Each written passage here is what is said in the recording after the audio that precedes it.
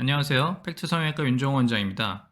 이번 동영상에서는 눈꺼풀에 있는 전뺀 흉터 수술에 대해서 사례를 보면서 말씀드리도록 하겠습니다.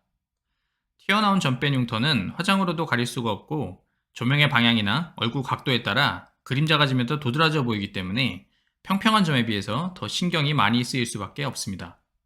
특히 이런 튀어나온 흉터가 눈에 잘 띄는 눈 주변부에 있다면 더 큰 스트레스를 받으실 수밖에 없는데요. 이전 동영상에서 말씀드린 것처럼 튀어나온 점은 수술로 제거해야 합니다. 튀어나온 점을 레이저로 빼다가 색소만 빠지거나 이 환자분처럼 오히려 더 튀어나오는 경우가 많이 있기 때문입니다. 그런데 이렇게 윗 눈꺼풀에 있는 점뺀 흉터를 제거할 때는 쌍꺼풀이 있거나 앞으로 쌍꺼풀 수술 계획이 있으신 경우 어떤 영향을 미칠지에 대해서 고려를 해야 합니다. 흉터를 잘라내고 봉합을 할 때 피부가 당겨지게 되는데 윗 눈꺼풀 부위는 피부가 조금만 당겨져도 쌍꺼풀 라인이 바뀔 수 있기 때문입니다.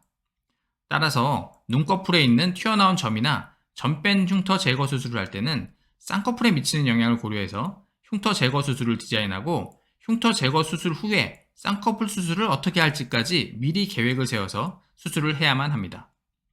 이 환자분의 경우 눈 안쪽 부위에 튀어나온 점뺀 흉터가 있으신데요. 원래 더 작은 점이었는데 레이저로 빼다가 색소만 빠지고 이렇게 많이 튀어나오셨다고 합니다. 너무 커서 제거하기가 어렵다고 포기하고 지내시다가 제 이전 점 제거 동영상을 보시고 내원하신 분입니다. 이 점뺀 흉터 때문에 쌍꺼풀 수술도 포기하고 계셨는데 흉터를 제거하고 난 후 쌍꺼풀 수술도 해드리기로 하였습니다.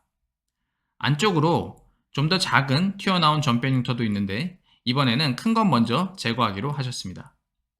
이분의 경우 점의 위치가 쌍꺼풀이 시작하는 내양각보다 안쪽이기는 하지만 점뺀 흉터를 제거할 때는 흉터를 포함해서 앞뒤로 피부를 더 길게 잘라내야 하기 때문에 추후에 쌍꺼풀 수술을 할 때 영향을 최소화하기 위해서 절개 길이를 최소화하도록 디자인하였습니다. 수술을 한 달 후 사진을 보시면 절개선을 최소화해서 이전 점뺀 흉터 길이와 절개선의 길이가 크게 차이가 나지 않고 튀어나왔던 부분도 평평해진 것을 확인하실 수가 있습니다. 흉터가 평평해졌기 때문에 화장을 하면 잘 가려지고 6개월 정도 후 불구스름한 기운도 빠지게 되면 더 눈에 띄지 않게 될 것입니다. 수술 후에는 6개월 정도 스테리 스트립이라는 테이프를 붙이시는 것이 좋은데 붙인 자국이 이렇게 보이시는 걸로 보아 잘 붙이고 계신 것 같네요. 이렇게 눈가에 있는 점이나 점뺀 흉터 수술을 할 때는 쌍꺼풀에 미치는 영향을 고려해서 수술을 디자인하는 것이 중요합니다. 감사합니다.